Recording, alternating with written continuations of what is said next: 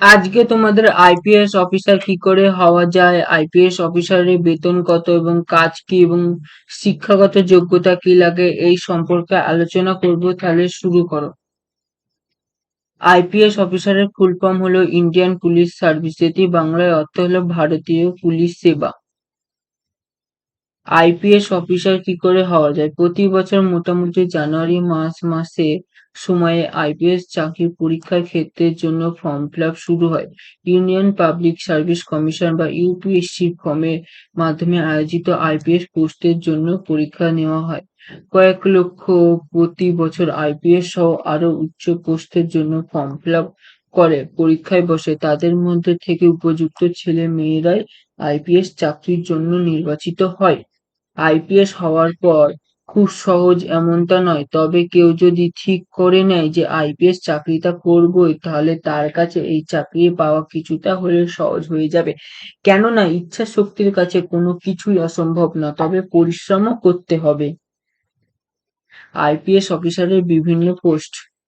প্রথমে হবে additional commissioner of police, দ্বিতীয় হবে অ্যাডিশনাল সুপারিনটেনডেন্ট অফ পুলিশ বা এএসপি, তারপরে হবে ডাইরেক্টর জেনারেল অফ পুলিশ বা ডিজিপি, তারপরে হবে ডেপুটি ইন্সপেক্টর অফ পুলিশ বা ডিআইপি, তারপরে হবে আইপিএস প্রোভাইডার বা আইপিএস, তারপরে হবে ইন্সপেক্টর জেনারেল অফ পুলিশ বা আইজিপি, তারপর হবে ডেপুটি সুপারিনটেন্ডেন্ট অফ পুলিশ বা ডিএসপি, তারপরে হবে সুপারিনটেন্ডেন্ট অফ পুলিশ এসপি, তারপরে হবে সিনিয়র সুপারিনটেন্ডেন্ট অফ পুলিশ বা এসএসপি, তারপর হবে deputy inspector general of police বা ডিআইপি ইত্যাদি।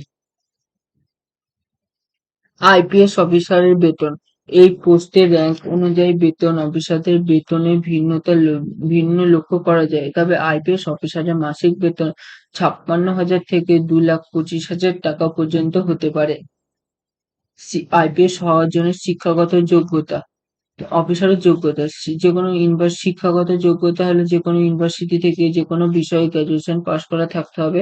থাকলে ইউপিএসসির মাধ্যমে আইপিএস এর চাকরির পরীক্ষা দেবে। তাছাড়া BCom, BSc, BCA, engineering, medical degree করা থাকলেও আবেদন করা যাবে। বয়স সীমা জেনারেলের জন্য ২১ থেকে ৩২, ওবিসিদের জন্য ২১ থেকে ৩৫, এসসি এসটিদের জন্য ২১ থেকে ৩৭। শারীরিক মাপ। ছেলেদের জন্য উচ্চতা, ছেলেদের জন্য উচ্চতা লাগবে জেনারেলদের জন্য ১৬৫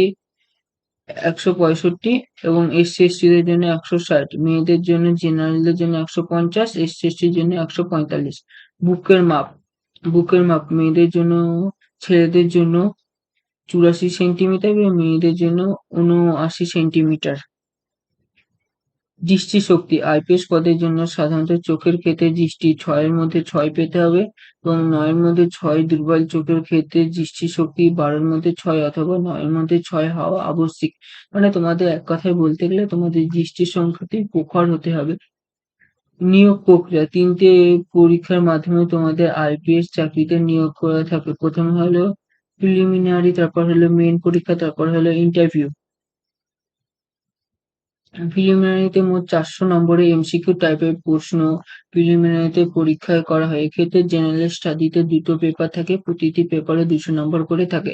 তারপরে হলো মেইন পরীক্ষা। মেইন পরীক্ষা ১৭৫০ নম্বরের পেপার, মোট পেপার ৯টি।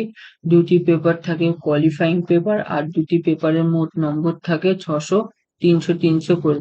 ৫টি পেপার থাকে জেনারেল স্টাডি পেপার এবং ২টি পেপার থাকে কম্পালসারি পেপার। ৩ নম্বর পয়েন্ট হলো ইন্টারভিউ। তোমাদের ৩ নম্বরে হবে ইন্টারভিউ এবং প্রিলিমিনারি এবং মেইন পরীক্ষায় পাস করার পর ২৭৫ নম্বরের নির্ণায়ক ইন্টারভিউ নেওয়া হয়। এই ইন্টারভিউয়ে কয়েকজন প্রশ্নকর্তা থাকেন যারা প্রায় ৪৫ মিনিটের মতো সময় ধরে আইপিএস চাকরি প্রার্থীকে বিভিন্ন প্রশ্ন করে থাকেন। তোমাদের মোট নম্বর কোথায় কোথায় কি পরীক্ষা হলো? মেইন পরীক্ষা হলো তোমাদের ১৭৫০ নম্বরে, ইন্টারভিউ হলো ২৭৫ নম্বরে, মেইন এবং ইন্টারভিউ মিলে মোট ২০২৫ নম্বরে তোমাদের হবে। মানে প্রিলিমিনারি তোমাদের বাদ যাবে। প্রিলিমিনারি হলো একবার ছাঁকার মতন, ছাঁকনির মতন। মানে ওখানে লাখ জন ফর্ম ফিল আপ হলো, তার জন্য তাহলে ১২,০০০ ১৩,০০০ জন ওখান থেকে বেরিয়ে আসবে, তারা আবার মেইন পরীক্ষা দেবে। আইপিএস অফিসারদের ট্রেনিং। আইপিএস অফিসারদের প্রক্রিয়া শেষ হওয়ার পর মেরিট লিস্ট প্রকাশিত হবে। এই লিস্টে র্যাঙ্ক অনুযায়ী আইপিএস চাকরি প্রার্থী হয়ে থাকে। র্যাঙ্কের ভিত্তিতে আইপিএস, আইএএস, আইএফএস, আইআরএস ইত্যাদি পোস্টে নিয়োগ করা হয়। মেরিট লিস্ট প্রকাশিত হওয়ার পর সমস্ত নির্বাচিত চাকরি প্রার্থীদের লাল বাহাদুর শাস্ত্রী প্রশাসনিক একাডেমিতে পাঠানো হয়। এখানে 6 মাসের ট্রেনিং করানো হয়। এরপর হায়দ্রাবাদের সর্দার বল্লভভাই পুলিশ একাডেমিতে ট্রেনিং করানো হয়। এখানে আইন সংক্রান্ত বিচার বিভাগের বিভিন্ন ট্রেনিং করানো হয়। আইপিএস অফিসারদের কাজ। একজন আইপিএস অফিসারের আইন সংক্রান্ত বিভিন্ন কাজের সাথে যুক্ত থাকে। এগুলি নিম্নরূপ: আইপিএস অফিসার যেহেতু একটি উচ্চপদস্থ পুলিশে পোস্ট, তাই এর কাজ হলো আইন শৃঙ্খলা রক্ষা করা এবং বিভিন্ন অপরাধ দমন করা। ২ নম্বর পয়েন্ট হলো কুখ্যাত অপরাধীদের গ্রেপ্তার করার জন্য উপযুক্ত ব্যবস্থা গ্রহণ করা এবং আইপিএস অফিসারদের অন্যতম একটি কাজ।